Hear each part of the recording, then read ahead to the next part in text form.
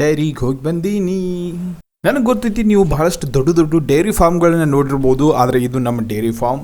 ನೀವು ಬಹಳಷ್ಟು ದೊಡ್ಡ ದೊಡ್ಡ ಗೋಟ್ ಫಾರ್ಮಿಂಗ್ಗಳನ್ನ ಕೂಡ ನೀವು ನೋಡಿರ್ಬೋದು, ಆದರೆ ಇದು ನಮ್ಮ ಗೋಟ್ ಫಾರ್ಮ್.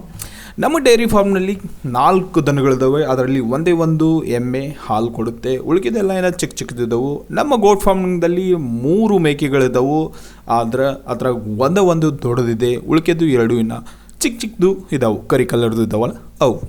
ನಮ್ಮ ಕಡೆ ಎಲ್ಲ ರೈತರು ಮನೆಯಲ್ಲಿ ಎಮ್ಮೆ ಹಸುಗಳನ್ನೆಲ್ಲ ಸಾಕ್ತಾರೆ, ಆದರೆ ಮೊದಲನೇ ಆದ್ಯತೆ ಅವರು ಯಾವಾಗಲೂ ಅವ್ರ ಮನೆ ಕೊಡ್ತಾರೆ.